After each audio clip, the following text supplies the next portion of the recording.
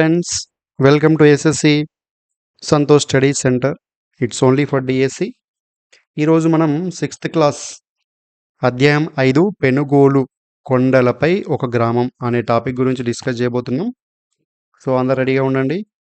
So మీరు చూస్తే గత 2 అధ్యాయాలలో ఉన్నటువంటి కృష్ణా డెల్టా ప్రాంతంలోని తెలంగాణ పీఠభూమి ప్రాంతంలోని గ్రామాల గురించి ఆల్రెడీ తెలుసుకున్నాం.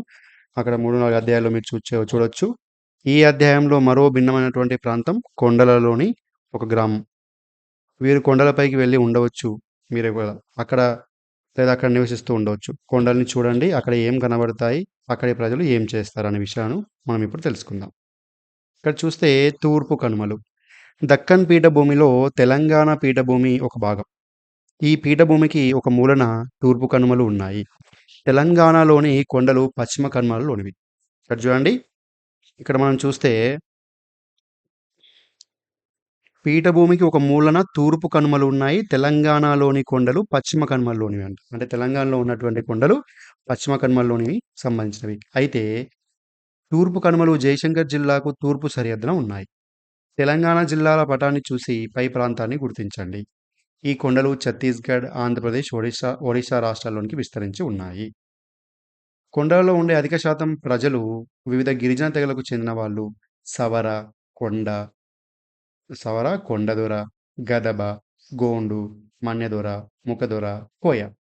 ఇక్కడ మనం 2 కొత్త పదాలు వినిపిస్తున్నాయి. ఇక్కడ సవర అనేది ఒకటి కొత్త పదంగా వినిపిస్తుంది. నెక్స్ట్ గదబ అనే ఒక కొత్త పదం వినిపిస్తుంది. ఈ 2 గుర్తుపెట్టుకోండి.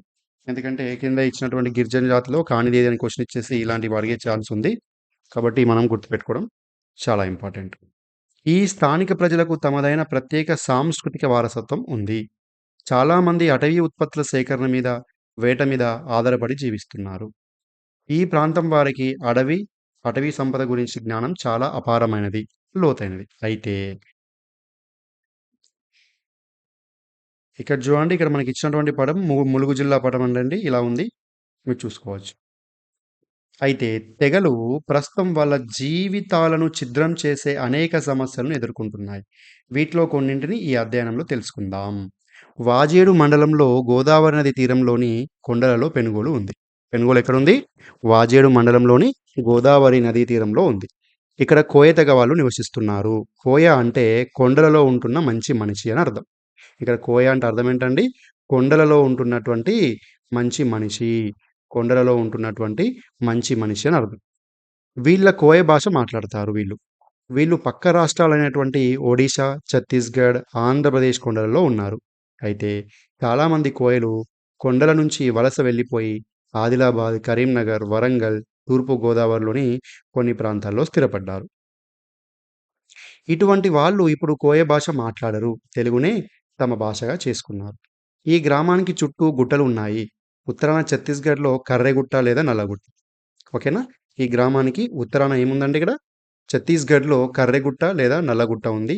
దక్షిణాన వంకమామిడి గుట్ట, తూర్పున కల్లుకుంటల గుట్ట, పడమరన చిన్న కుమ్మరిలంక, పెద్ద కుమ్మరిలంక ఉన్నాయి. పై పటంలో మీరు అవి చూడవచ్చు. ఇక్కడ ఛత్తీస్గఢ్ రాష్ట్రం ఉత్తరాన ఇటు ఉంటే ఇది సంబంధించినటువంటి పరిధులు ఇవి చూసుకోవచ్చు మీరు. వాజేడు మండలం ఉత్తరాన నల్లగుట్ట నుంచి ప్రవహించే నల్లందేగి వాగు గోదావరి నదిని కలిసే ప్రాంతంలో ఉంది. ఓకేనా? వాజేడు మండలం ఉత్తరాన నల్లగుట్ట నుంచి ప్రవహించే నల్లందేవి వాగు అంట. నల్లందేవి వాగు ఎక్కడి నుంచి ప్రవహిస్తుంది? వాజేడు మండలంలో ఉన్నటువంటి దానికి ఉత్తరాన ఉన్నటువంటి నల్లగుట్ట నుంచి ప్రవహిస్తుంది. ఇది గోదావరి నదిని కలిసే ప్రాంతంలో ఉంది. వాజేడు కొండల నుంచి దిగువన ఉన్న గుమ్మడి దొడ్డె గ్రామం చేరుకున్నాం. ఇక్కడ నుంచి ఒక కాలిబాట కొండలపైకి వెళ్తుంది. ఈ బాట చాలా ఏటవాలుగా, సన్నగా జారుతూ ఉంది. ఎవరైనా పొరపాటున కాలు జారితే కింద లోయలో పడిపోతారు. దారిలో చీకుపల్లి దగ్గర ప్రఖ్యాత బోగత జలపాతం చూశాం. బోగత జలపాతం ఎక్కడుందండి ఇది? బోగత జలపాతం అనేది మనకు చీకుపల్లి దగ్గరలో ఉందంట. ఓకేనా? పైకి ఎక్కుతున్న క్రమంలో దట్టమైన అడవులు, చెట్లు నరికి శుభ్రం చేసిన భూములు కనిపించాయి. ఇలా ఖాళీ చేసిన భూములు కొండలలో అక్కడక్కడ ఉన్నాయి. ఎర్ర నీళ్ళతో వాలుగా ఉన్న ఈ భూములు అంత సారవంతమైనవి కావు. ఆ పొలం నిండా పెద్ద, చిన్న రాళ్ళు చాలా ఉన్నాయి. మండల కేంద్రమైన వాజేడుకి ఇది 11 కిలోమీటర్ల దూరంలో ఉంది. వాజేడు నుంచి ఈ ప్రాంతం అనేది 11 కిలోమీటర్ల దూరంలో ఉందంట. ఇక్కడ చూస్తే మీకు బోగత జలపాతం కనిపిస్తుంది ఇక్కడ. ఎక్కడుంది ఇది? చీకుపల్లి దగ్గరలో ఉంది. నెక్స్ట్ పోడు. పోడు అనే ప్రత్యేక పద్ధతిలో పంటలు సాగు చేస్తారు. కొండలలో వ్యవసాయం చేసే ప్రత్యేకమైనటువంటి విధానం ఇది. దీనిని జామ్ సాగు అని కూడా అంటారు. ఓకేనా? పోడు అంటే ఏందండి? ఒక చోట అంటే అడవిలో కొన్ని చెట్లు నరికేసి అక్కడ వ్యవసాయం చేసి తర్వాత మళ్ళీ ఇంకో ప్రదేశం ఆ పంట పండిన తర్వాత ఇంకో ప్రదేశానికెళ్ళి అక్కడ మళ్ళీ చెట్లు నరికేసి మళ్ళీ కొత్త పంటను పండిస్తారు. అలా అలా కొన్ని ప్రాంతాల్లో తిరిగి మళ్ళీ భూసారం అంతా పెరిగే వరకు మళ్ళా మొదట్లో సాగు చేసిన భూమి వద్దకి వచ్చి మళ్ళీ అలాగే సాగు చేస్తూ ఉంటారు. ఈ పద్ధతిని పోడు అంటారు. దీనిని జామ్ సాగు అని కూడా అంటాం. కొండరెడ్డి వంటి ఇతర తెగలు కూడా ఈ పద్ధతిని ఆచరిస్తాయి. ఈ పద్ధతి ఆంధ్రప్రదేశ్, ఛత్తీస్‌గఢ్, అరుణాచల్ ప్రదేశ్ వంటి రాష్ట్రాల్లో కూడా ఉంది. ప్రతి గ్రామానికి వాళ్ళు వ్యవసాయానికి ఉపయోగించుకోవడానికి నిర్దిష్ట కొండలు, ప్రాంతం ఉంటాయి. ఓకేనా? ప్రతి గ్రామానికి వాళ్ళు వ్యవసాయానికి ఉపయోగించుకునే నిర్దిష్ట కొండలు మరియు ప్రాంతం ఉంటాయని చెప్తున్నారు ఇక్కడ. ఈ ప్రాంతం లోపల వాళ్ళు కొంత అడవిని నరికి తగలబెడతారు. కొన్ని సంవత్సరాల పాటు ఈ భూమిలో వ్యవసాయం చేస్తారు. ఆ తర్వాత దాన్ని వదిలిపెట్టి మళ్ళీ అడవి పరిగణిస్తారు. ఈలోగా వాళ్ళు అడవిలోని ఇంకో ప్రాంతంలో చెట్లు నరికి అక్కడ వ్యవసాయం చేస్తారు. ఈ విధంగా వాళ్ళు సాగు భూమి ప్రతి కొన్ని సంవత్సరాలకు మారుతూ ఉంటుంది. ఒకసారి సాగు చేసిన భూమికి చాలా సంవత్సరాల తర్వాత మళ్ళీ తిరిగి వస్తారు. కొండలలో నవంబర్‌లో వానలు ఆగిపోతాయి. కోయలు డిసెంబర్ నెలలో గొడ్డలతో కొంత ప్రాంతంలో చెట్లు నరుకుతారు. కొట్టిన చెట్ల కొమ్మలు కొన్ని నెలల పాటు ఎండనిస్తారు. ఈ ఎండిన కొమ్మలను వానలకు ముందు ఏప్రిల్ లేదా మే నెలలో తగలబెడతారు. వానలు పడే సమయానికి నేల బూడిదతో కప్పి ఉంటుంది. జూన్‌లో వానలు పడినప్పుడు కట్టెలతో పొడిచి విత్తులు విత్తుతారు. మనం మామూలుగా నాగన్లు, గొర్రులు లాంటివి ఉపయోగిస్తాం విత్తులు విత్తడానికి.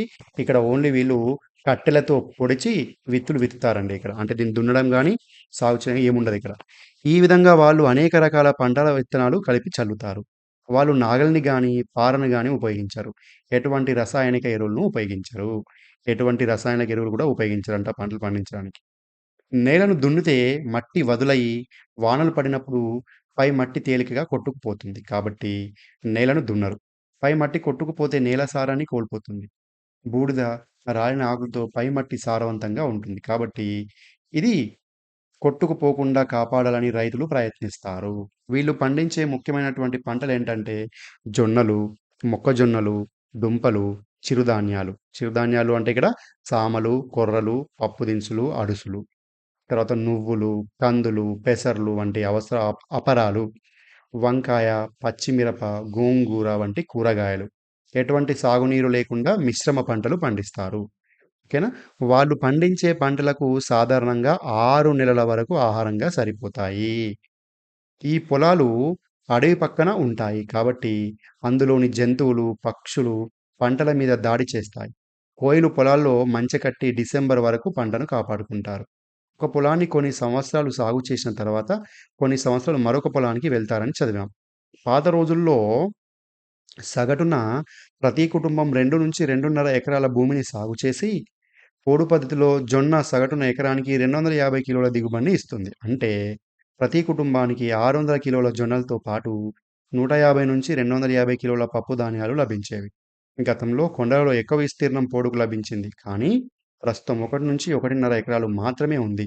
దాంతో కుటుంబంలో అందే ఆహార ధాన్యాలు తగ్గిపోయాయి. అటవీ విస్తీర్ణం తగ్గిపోవడం వల్ల పోడు చేసి వదిలిపెట్టిన ఒక ప్రాంతానికి గతంలో కంటే త్వరగా తిరిగి రావాల్సి వస్తుంది. ఈ సమయం తగ్గిపోవడం వల్ల నేల గతంలో మాదిరి తన సారాన్ని పూర్తిగా తిరిగి పొందలేకపోతుంది. ఇంక తర్వాత పెరటిలో కూరగాయల తోట.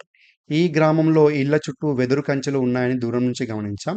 వ్యవసాయ భూములు వాలుగా, రాళ్లతో ఉన్నాయి కానీ ఇంటి చుట్టూ ఉన్న స్థలం చదును చేసి ఉంది. ఇంటి చుట్టూ ఉన్న ఈ స్థలంలో కూరగాయలు పండిస్తారు. ఈ తక్కువ విస్తీర్ణంలోనే చిక్కుళ్ళు, బీర, సొర వంటి తీగజాతి కూరలు, మిరప వంటివి సాగు చేస్తారు. కంచెపై గుమ్మడి తీగలు వంటివి ఉన్నాయి. కొంతమంది ఈ పెరట్లో కోళ్లను కూడా పెంచుతారు. మరికొంతమంది మేకలు, గొర్రెలు, పశువులు, కుక్కలు వంటివి పెంచుతారు. దాని తర్వాత కలపేతర అటవీ ఉత్పత్తులు. గ్రామస్తులతో మాట్లాడినప్పుడు చేలు, పెరటి దొడ్డిలో పండే ఆహార ధాన్యాలు, కూరగాయలు, కుటుంబ అవసరాలకు సంవత్సరమంతా సరిపోవని తెలిసింది. కాబట్టి వాళ్ళ జీవనోపాధిలో అటవీ ఉత్పత్తుల సేకరణ, వేట ముఖ్య భాగం అయ్యాయి. అడవులు గొప్ప భాండాగారాలు వంటివి. వందల ఏళ్ల సహజీవనంలో అడవిలో దొరికే అనేక రకాల ఆహారాలను, మూలికలను గుర్తించేవారు. ఈ గ్రామంలోని ప్రజలు సంవత్సరం పొడవునా అడవిపై ఆధారపడి బతుకుతారు. గిరిజనుల కాలమాని ప్రకారము రకరకాల పళ్ళు, దుంపలు, ఆకులు, చిన్న జంతువుల వేటకి సంబంధించిన కాలాలతో నిండి ఉంటుంది. మనుషులకు గానీ, పశువులకు గానీ జబ్బు చేసినప్పుడు అడవిలోని మూలికలకు సంబంధించిన జ్ఞానంతో వాళ్ళు చికిత్స చేసుకుంటారు. పంట కోతకి కొన్ని నెలల ముందు, తర్వాత తప్పించి గిరిజన మహిళలు, పిల్లలు అడవి నుంచి ఆహార ఉత్పత్తుల సేకరణలో మునిగి ఉంటారు. అడవి నుంచి సేకరించే తేనె, వెదురు చిగుళ్ళు 2 ముఖ్యమైన ఆహార వనరులు. ఓకేనా? అడవి నుంచి వీళ్ళేం సేకరిస్తారండి? తేనె అండ్ వెదురు చిగుళ్ళు. ఈ వెదురు చిగుళ్ళు అనేటియి ఒక వెదురు చిగురుతో చేసిన నిచ్చెనతో చెట్లు ఎక్కి తేనె సేకరిస్తారండి. అంటే వెదురుతో చేసినటువంటి నిచ్చెన ఉంటుంది గదా! ఆ నిచ్చెనతో చెట్లు ఎక్కి తేనె సేకరిస్తారు. లేత వెదురు చిగుళ్ళను కరికొమ్మలు అంటారు. వీటిని వెదురు మొక్కల నుండి పొదల చివర్ల నుండి సేకరిస్తారు. పై పొర తీసేసి తర్వాత ఈ చిగుళ్ళను వండుతారు. ఇది చాలా రుచికరమైనటువంటి వంట. ఈ కుటుంబాలకు మరొక ముఖ్యమైనటువంటి ఆహారం ప్రత్యేకించి వేసవిలో తాటికల్లు. కుటుంబ సభ్యులందరూ కలిసి చేలల్లో, అడవిలో, వేటలో కలిసి పనిచేస్తారండి. వ్యవసాయం, పశుపోషణలో ఎక్కువ పనులు మగవాళ్ళు చేస్తారు. అటవీ ఉత్పత్తుల సేకరణ, బుట్టలల్లటం వంటి పనులు ఆడవాళ్ళు, పిల్లలు చేస్తారు. కొన్ని అటవీ ఉత్పత్తులను వారం వారం జరిగే సంతలలో అమ్ముతారు. ఉదాహరణకు ఈ సంతలలో ప్రధానంగా ఇప్పగింజలు అమ్ముతారు. ఈ సరుకులు అమ్మడం ద్వారా వచ్చిన డబ్బుతో వాళ్ళు బట్టలు, ఇతర అవసరమైనటువంటి వస్తువులు కొనుక్కుంటారు. ఇక తాగునీటి వ్యవస్థ చూస్తే, ఈ గ్రామస్తుల తాగునీటి అవసరాలను తీర్చే ఎన్నో సహజ నీటి ఊటలు ఉన్నాయి. ఇవి కాక కొండల నుంచి ప్రవహించి శబరి లేదా గోదావరి నదిలో కలిసే ఎన్నో వాగులు ఉన్నాయి. ఓకేనా? గోదావరికి మరొక పేరే ఇది శబరి అనే నది మనం చూసుకోవచ్చు కదా! శబరి అనేది యాక్చువల్‌గా గోదావరికి ఉపనది ఇది. రాళ్ళు ఉండటం వల్ల కొండలలో బావులు తవ్వటం చాలా కష్టం. నీటి ఊటలలో సంవత్సరం పొడవునా నీళ్లు లభిస్తాయి. కొన్ని వేసవిలో ఎండిపోతాయి. చూడండి, కొన్ని వేసవిలో ఎండిపోతాయి. వానలు అయిపోయిన తర్వాత కొన్ని నెలల పాటు వాగులు ప్రవహిస్తాయి. వీటి కోసం గ్రామస్తులు 30 నిమిషాల పాటు నడిచి వెళ్ళాల్సి ఉంటుంది. ఇంగ వెదురు. ఇంతకుముందు తెలుసుకున్నట్లు అడవిలో వెదురు దండిగా దొరుకుతుంది. అది వాళ్ళకు ఆహారంగానే కాకుండా ఇల్లు, దడులు కట్టుకోవడానికి ఉపయోగపడుతుంది. వెదురుతోటి బుట్టలు, చాటలు, కోళ్ళగంపలు వంటివి అల్లి సంతలో అమ్ముతారు. అడవి నుంచి వెదురు సేకరించే హక్కు పేపర్ మిల్లులకు కూడా ఉంది. వెదురు కొట్టించి మిల్లులకు సరఫరా చేసే ఏజెంట్లు ఉంటారు. దీని ద్వారా వాళ్ళు కొంత కూలీ పొందుతారు. మొదట్లో దీనికి చాలా తక్కువ కూలీ లభించేది. గత కొద్ది సంవత్సరాల్లో ఇది మెల్లగా పెరిగింది. పంటలు అయిపోయిన తర్వాత వెదురు కొట్టే వాని పనికి వెళ్తారు. ఈ పని ద్వారా రోజుకి రూ. 150 సంపాదిస్తారు. ఇక ఇల్లు, నివాస ప్రాంతాలు చూస్తే పెనుగోలులో వెదురు, మట్టి, గడ్డితో ఇల్లు కట్టుకుంటారని మనం చూశాం. ఇంటి చుట్టూతా పశువులకు, కూరగాయలు పెంచుకోవడానికి స్థలం ఉంటుంది. ఇంటి చుట్టూ ఉండే కంచె పశువులకు, కూరగాయల మొక్కలకు రక్షణగా ఉంటుంది. ఇంటికి, ఇంటికి మధ్య కొంచెం దూరం ఉంటుంది. పెనుగోలులో ఇల్లు గుట్టల పైన ఉంటాయి. ఇక్కడ మొత్తం 32 కుటుంబాలున్నాయి. 124 మంది 124 మంది ఉన్నారు. ఈ నివాస ప్రాంతాలు శాశ్వతమైనవి కావు. ఏవైనా అంటురోగాలు ప్రబలినా, ఇతర కారణాల వల్ల ఈ ప్రాంతాన్ని విడిచి మరొక చోట ఇల్లు కట్టుకుంటారు. ఇంక ఆచారాలు చూస్తే, పెనుగోలు గ్రామస్తులు ప్రకృతి దేవతలను పూజిస్తారు. కాలంలో మార్పులకు అనుగుణంగా పండగలు ఉంటాయి. చింత చెట్టు కింద ఉండే ముత్యాలమ్మ రాతి విగ్రహాన్ని పూజిస్తారు. ఎల్లనంపదం. ఎల్లనంపదం అంటే భూమి పూజ. కొడతల పండుగ అంటే పెద్దల పూజ. ఇక్కడ చూడండి కొత్త పదం ఒకటొచ్చింది మనకు. ఎల్లనంపనం. ఎల్లనంపదం అంటే భూమి పూజ. కొడతల పండగ అంటే పెద్ద పూజ. పెద్దల పండగ. భీమిని పండగ అంటే ఇప్ప పువ్వును పండగ జరుపుకునేటువంటి పండగ భీమిని పండగ. వంటి ఈ పండగలు జరుపుకుంటారు. సెప్టెంబర్‌లో కొడతల పండుగ చేస్తారు. తమ దేవునికి కూరలు పెట్టిన తర్వాత వాటిని తింటారు. విత్తడం, కొయ్యడం, అడవి నుంచి వేర్లు సేకరించడం వంటి ముఖ్యమైన పనులన్నీ పండగ చేసిన తర్వాతే మొదలవుతాయి. ఈ పండగలలో వేరు వేరు ప్రాంతాల్లో నివసిస్తున్న తెగ సభ్యులందరూ సమావేశం అవుతారు. మరి కోయల భవిష్యత్తు. ఈ కొండ తెగలు చాలా తక్కువ సంఖ్యలో ఉన్నాయి. అయితే వీళ్ళు చాలా పురాతన కాలం నుంచి తమ జీవన విధానాన్ని కొనసాగిస్తున్నారు. వాళ్ళు జీవన విధానాన్ని కొనసాగించే హక్కు వాళ్ళకు ఉంది. ఆధునిక వ్యవసాయం లాగా వాళ్ళు ప్రకృతిని విధ్వంసం చెయ్యరు. వ్యవసాయం కోసం వాళ్ళు అడవిని నరికే ప్రాంతం కొన్ని సంవత్సరాల తర్వాత పునరుద్ధరించబడేలా వాళ్ళు జాగ్రత్తలు తీసుకుంటారు. అయితే ప్రస్తుతం వాళ్ళకు చాలా తక్కువ భూమి ప్రాంతం అందుబాటులో ఉన్నందున, అటవీ ప్రాంతం అందుబాటులో ఉన్నందువల్ల వాళ్ళ జీవన విధానం దెబ్బతినే ప్రమాదం ఉంది.